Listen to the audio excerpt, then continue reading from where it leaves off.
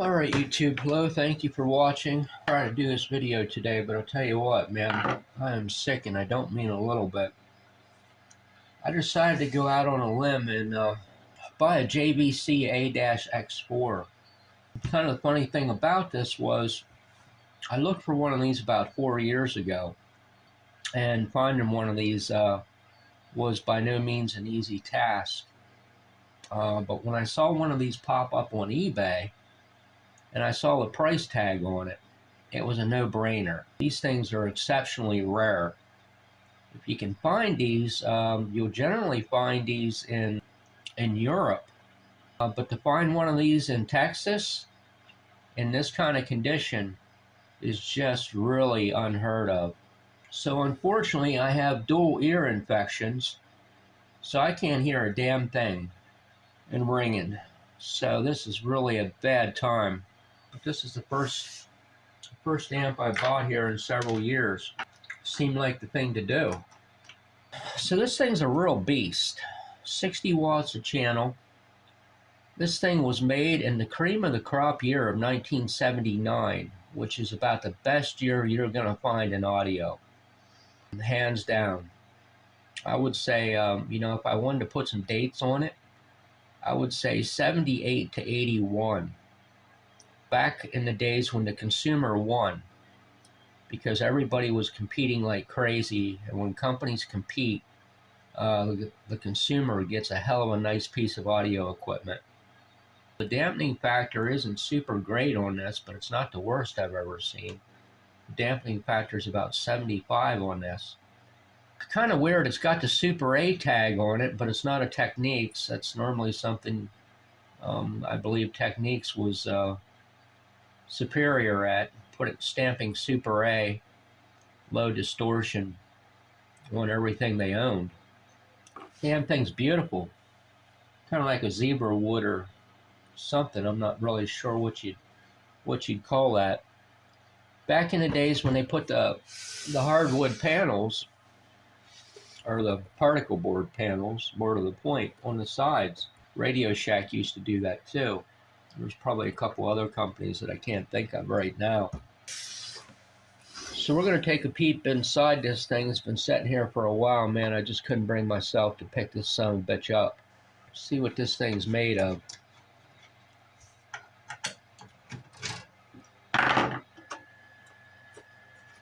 It's a little larger than what I really expected it to be.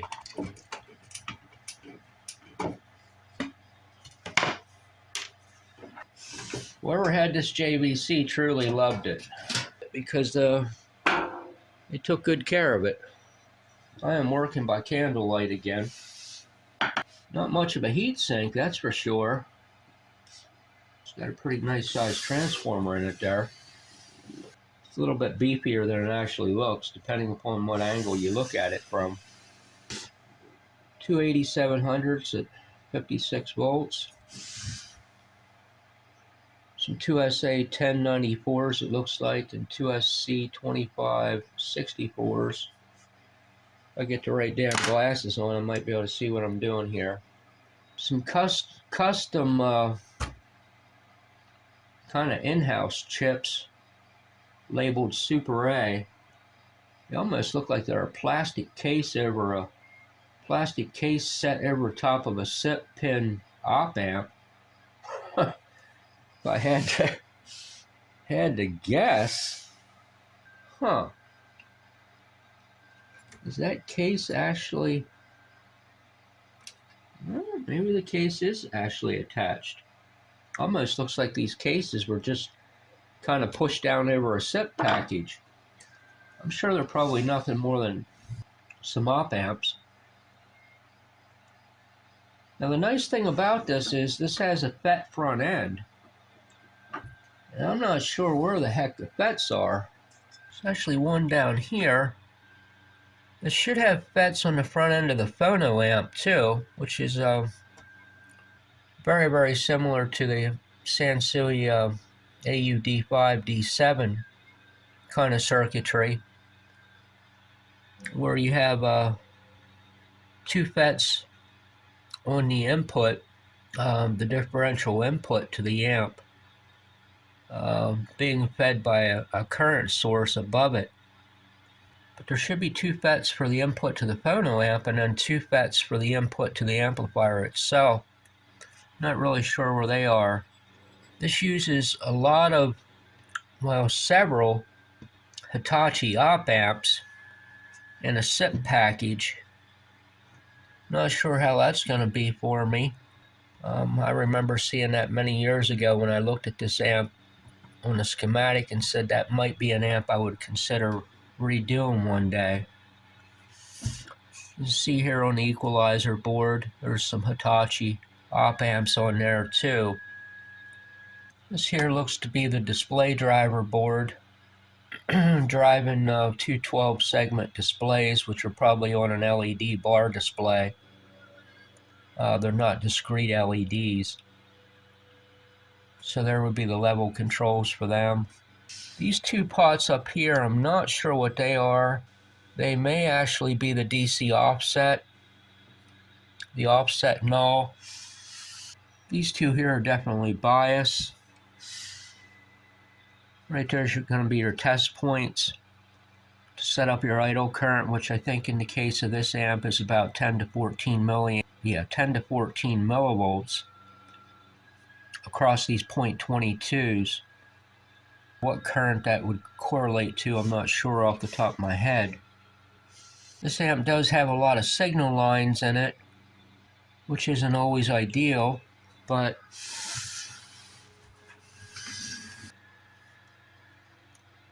a lot of interconnect lines, whole bunch jammed down underneath there. Uses these film and foil chiclets, which were really common for the time period. They're technically about as good as you're going to get by any day's standard. Oftentimes, to replace them, film and foil mylars, basically, doesn't always get you much. But depending upon where it's at, sometimes I do swap some of these guys out, but you got to be careful about what frequency range you swap them out in, which is something I may get to. So generally when I get something like this, you know, you go to the obvious weakness points, and that's switches. These guys here are all going to have silver oxide tarnish in them. That's what the black color is that gets built up on them. Sometimes, if they're not so bad, you can squirt some cleaner in there and they'll last for a little bit and simmer down. Sometimes you got to tear them apart and do a little brain surgery on them. Getting the cleaner into them or getting them apart, that's oftentimes a different story without damaging them.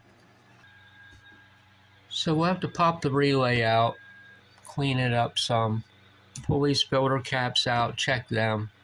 Normally the caps don't change value. Every once in a while I'll see some that might might kind of do a crazy drop of like 50% of the capacitance value, but it's not often that I see that really. Rectifiers aren't too big, but that's typically about the size they use for a 60-watt amp. The equalizer board doesn't look like it's going to be too bad to get out of there. It's just down on push pins. If you wanted to put try your luck at putting some other op amps in it, most of the time that works. This unit here, I'd have to spend a little bit more time with it to know if I want to try that. Sometimes they take pretty well to them. But yeah, usually the best place to start is where the audio hits the very first thing, and the very first thing is always going to be the loudness switch. That's where all the audio lands once it goes through all these damn switches from your input jacks and stuff. So I just now noticed they definitely did a dumbass thing here. And now that I think about it, the last time I saw this dumbass thing done, it was on another JVC. Jeez. So they put a chiclet cap in for the bass boost on the loudness, but then they did a really dumbass thing And they put a 330 ceramic in there for the high pass, for the high boost. That's stupid. That ceramic's going to sound like hell. I mean, it really will, no doubt about it. So yeah, that's going to have to come out of there. I don't know where the other two are, but there's going to be another pair of these somewhere hidden under there. What I probably might have to do is just pull the equalizer board out, pull the bottom panel off in order to get those out. But just getting some real caps in there would be, you'd be amazed what kind of difference that makes. You really don't get the full bang until you do everything all at once, but you would be amazed at just what a couple changes will do. So the best place to start on these audio amps when redoing the audio path is going to be to start where the audio comes in and hits the very first thing on the board other than the input switches. And that's always going to be the loudness switch, which is located right down here. There's going to be 4 caps there and 2 corresponding resistors to the bass, and in most cases, but not always, 2 corresponding resistors to the treble. So you can see in relation to where the volume control is, the wires come down off the volume control board and go onto this board here, and that's what feeds the audio down to down to the loudness switch. It's got a nice dual 100K pot in it and a nice beefy pot. These are your loudness taps right there, one in the front and one in the back. They're going to be tapped at about 40 or 45K.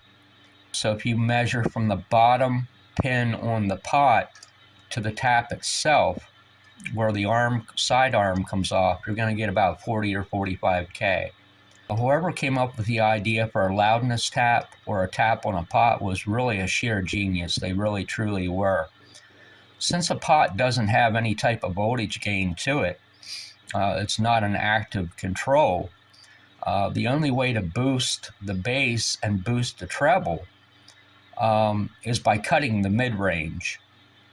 And that's what those caps do when you bring the loudness switch in and out of circuit, is it manipulates the value of the pot and puts either the high pass or the low pass, or actually both of them at the same time, in line, so you get a big dip in the bass going upwards, and then, or actually a big peak in the bass going upwards and a big dip in the mid-range going downwards, and then back up again on a peak on your treble.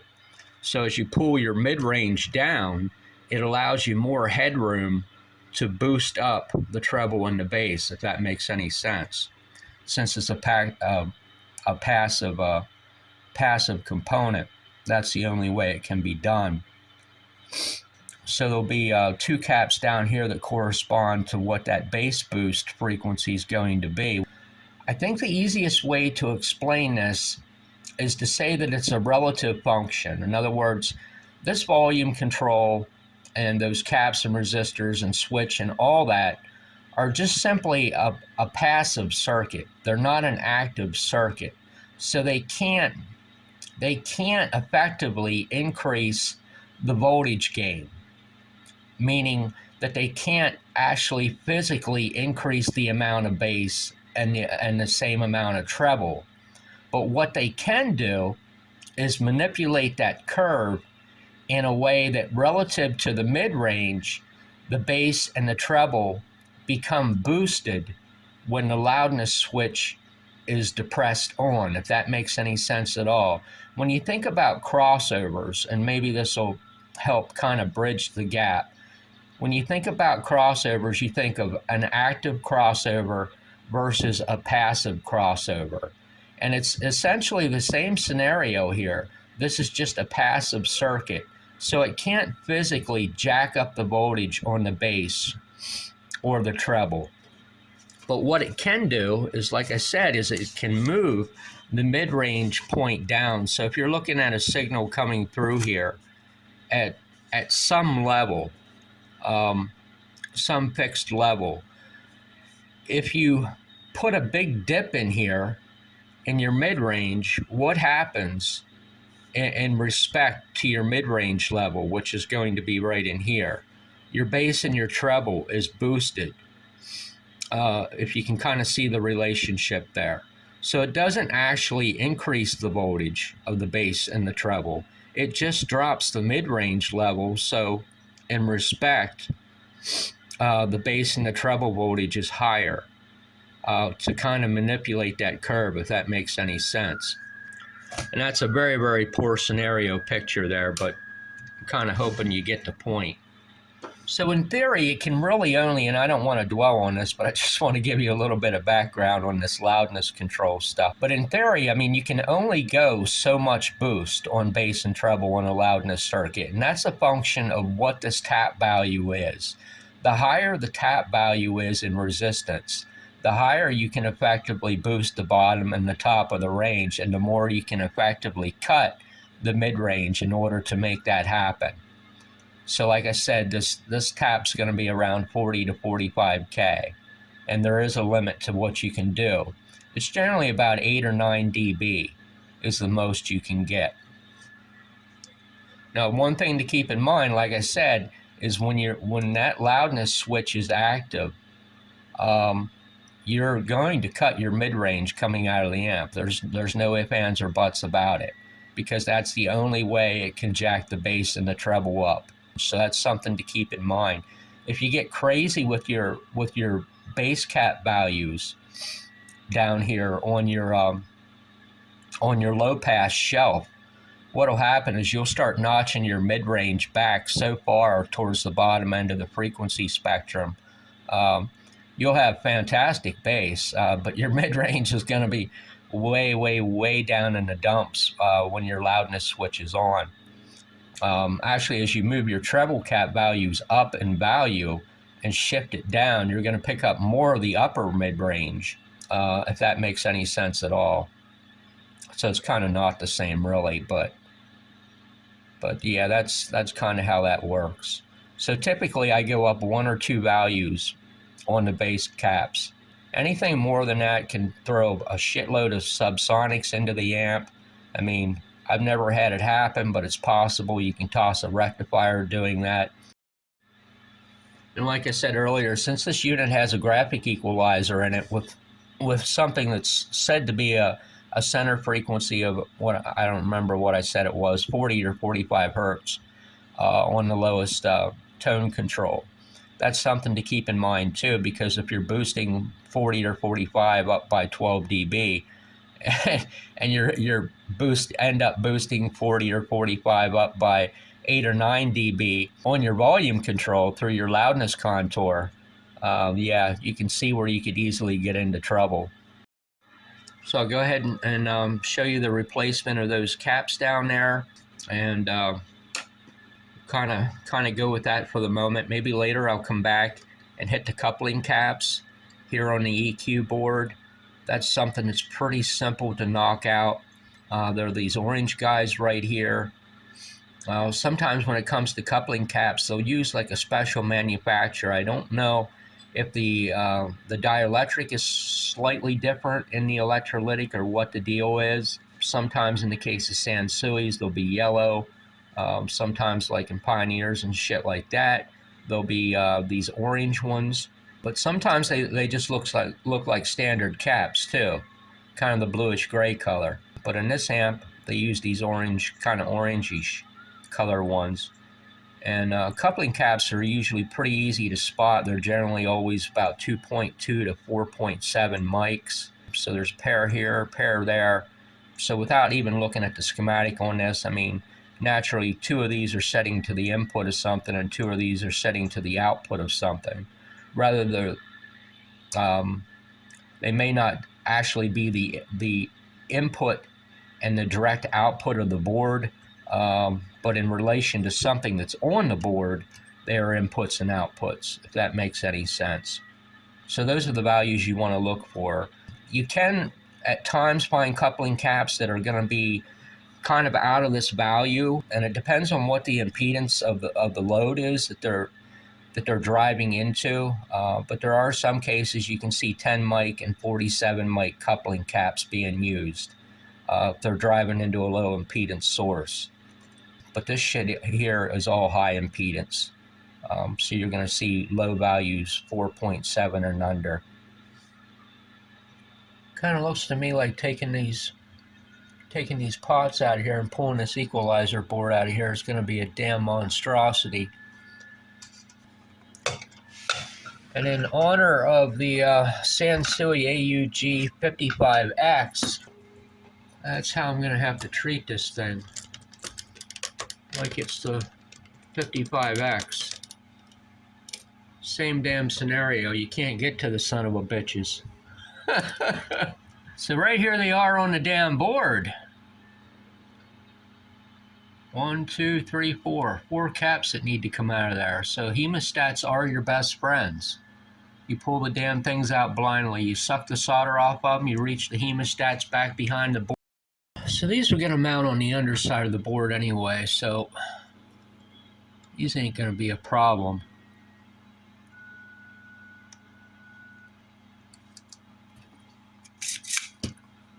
To fish back around and get through the top.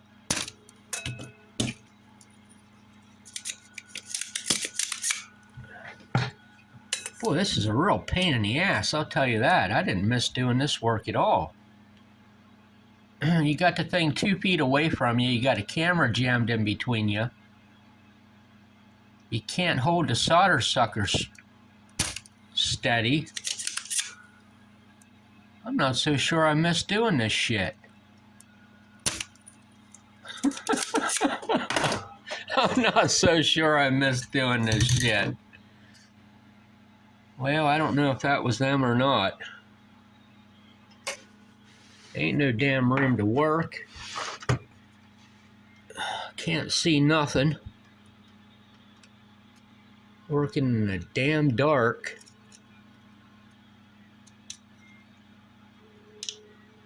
Well, that feels promising. Let's try the chiclet.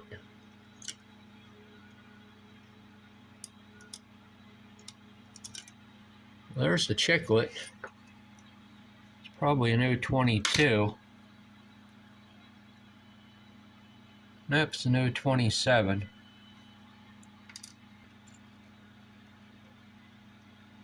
Alright, you damn dumb ceramic.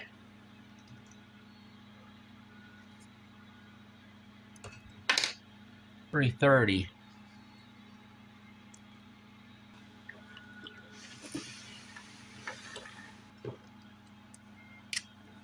So the 330 was in the back.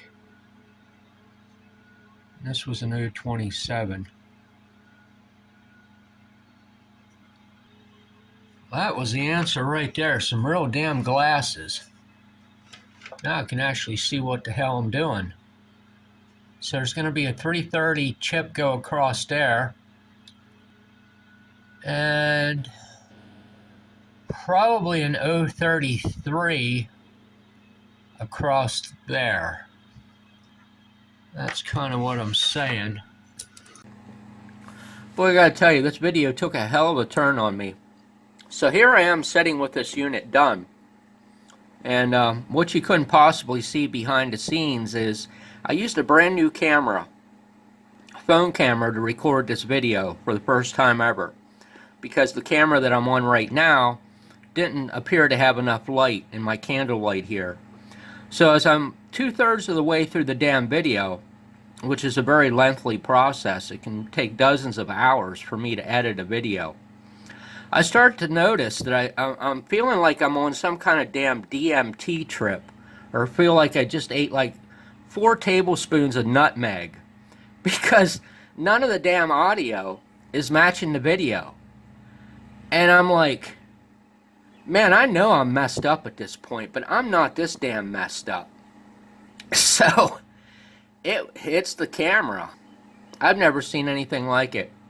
And for those of you that don't know what eating 3 or 4 tablespoons of nutmeg would do to you, you know, the best thing I can say to you is don't try it, because you will be in the ER. That's all. That's all I'm gonna say about it. But man, what a mess. So yeah, never could show you how to get these chips on there because there's kind of a little bit of a science to how to mount these guys. So I had to ditch all that video footage. Really sucks. But you know they're on the board. My only option would have been to rip all these off the board, pretended I never put them on, and redid the video. But I mean that would be pointless. These chips, once you solder them once, you don't want to pull them off and put them on again, even for the appearance of a of a quote normal video. So what I used are actually Panasonic PPS chips. These are .033s, 100 volters. They're probably 2%ers. And these little tiny guys down here are the 330s. These are the guys that you don't want to breathe on. If one of these suddenly gets dislodged from your tweezers, hell, it could take 5 years to find one of these little guys. But there is a science to putting them on. I have showed it in some of my videos way back. Kind of the one I'm thinking of would probably be the Sansui. Kind of thinking the A7. I put a lot of chips into, and that might have pretty good footage on how to place and solder the chips in there. But really, I mean, there isn't a science to it. I'm not an expert, but there are kind of little ins and outs that can be the difference between it happening and not happening. So anyway, so that's the end of the loudness contour modifications for this unit. And guess the next phase will probably be to just get these coupling caps out of here. Like I said earlier in this video, it's a pretty easy thing to do, pretty straightforward. So I'll probably do that as well. So there'll be several videos on this unit. So I apologize if it's redundant. I'll try to break the shit up a little bit if I can. So hopefully you don't have to unsubscribe to me if you're seeing redundant stuff. Maybe I'll put some hydrogen peroxide videos on or something, just to kind of break up the monotony and go back to kitchen chemistry for a little bit. So hey, I appreciate you watching my videos very much. You take care and have yourself a nice day. And don't do any DMT, and especially don't take nutmeg.